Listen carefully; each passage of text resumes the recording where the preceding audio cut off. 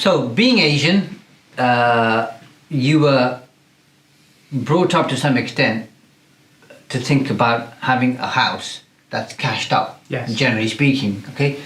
Because that is pretty much the epitome of success. You know, yeah. Your house must be cashed up, yeah. and if you buy other property, that should be cashed up as well.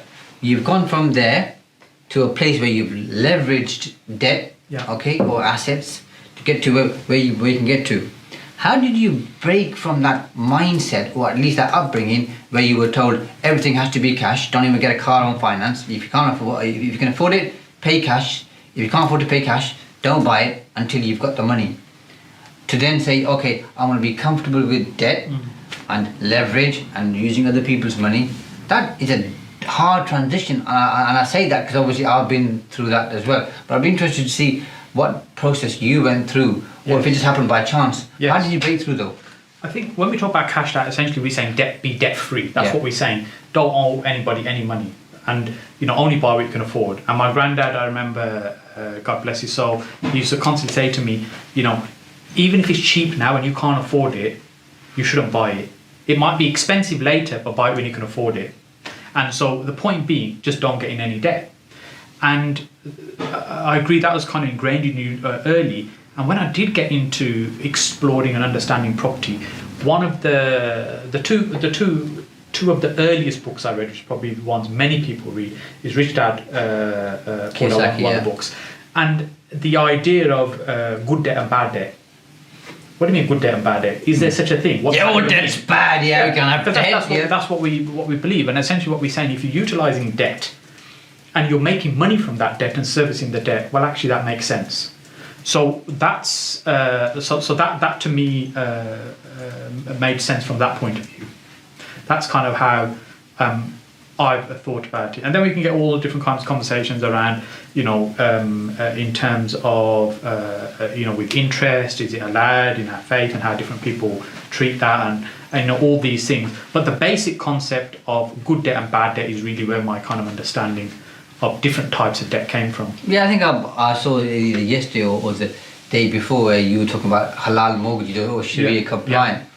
But we'd be sat here all day if we did that. If we open that can of worms. Yeah, because I did a master's in Islamic finance. Okay. And we'll be here for way too long, by the way. So we'll park that one up for another day. Yeah, and so that's going to get picked up. Talking about courses and self-development, personal development, improvement. Again, this is my last point, focusing on our background being Asian, and then we're going to move on to other things. Is sometimes I find the community perhaps doesn't appreciate that. We appreciate doctors, dentists, accountants, lawyers, going to university, having that education. But I find once people qualify as professionals, and I'm generalizing here, by the way, this doesn't apply to every single person, but this is my observation over the last 20 years or 19 years of being in business. When you talk to them about personal development, they kind of give you a look in terms of, that's just a bit of woo-woo, it's a waste of time. He says, I'm going to spend 10, 15, 20,000 pounds, I don't get anything. Okay, you're the daft one doing all that stuff, you don't need to. How much did personal development help and assist you to get to where you are today? I think if I break that down to a couple of things, as an entrepreneur, many people in business, solopreneurs, can relate to what I'm going to say now. Is you kind of create your own drive. You have that drive, that motivation, because no one's going to put food on the table unless you get up your backside and you're going to do something. There's going to be no check at the end of the week saying this is your wages. So when you decide to go down that route, you're almost like self-driven. There has to be a degree of self-motivation already there. Yeah. But there is also a very isolating world when you run businesses, because you might employ one person, you might employ 50 people, but you can't have certain conversations with them, with your staff, around money, motivation, leadership, how you run things. So you're almost like you're in this isolated world, and you've got to keep yourself focused and driven. You keep going, and then that's where you can suffer from mental health, from breakdowns, from depression, because it's very isolating. So you've got to stay positive and always being very positive. I said, look, as long as God wills it, that's the only thing that could prevent me from achieving what I'm going to do. That's it. And that's my core belief. So there's nothing that's going to stop me. I'm just going to keep going. That's it. Whatever happens, if I fall off, I'm going to get up again. If I fall off, I'm going to get up again. I just ain't going to stop. That's just my thinking. But at the same time, I just assumed everybody was the same. Everybody thinks like that because you don't know any different. But when I got into the world of property and I started meeting people in the corporate world and stuff, and because I didn't really have that much experience of corporate, because I ran a small business servicing local businesses and stuff, and that was it. Now, at that time, people were talking about personal development.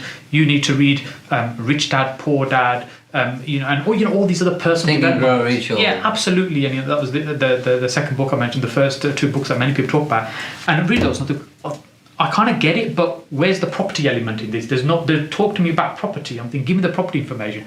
Why is everybody talking about this? And it took me a little bit of time to understand the mindset.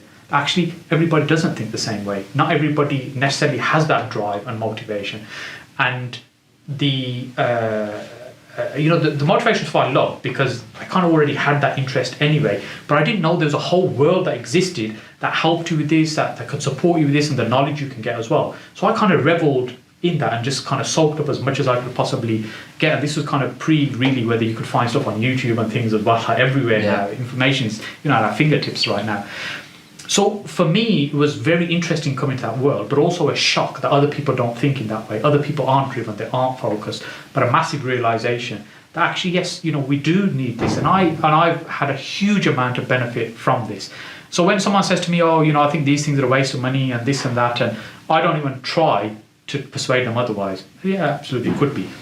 And I just leave it at that. I'm not interested in kind of trying to persuade them. No, you need to invest in yourself. If you were going to want to become a dentist, how much money are you going to spend to qualify as a dentist? Why? So that can earn you some money. Because it's self-investment. That's essentially what you're doing. And when we're talking about whether it's education in property or personal development, it's self-development.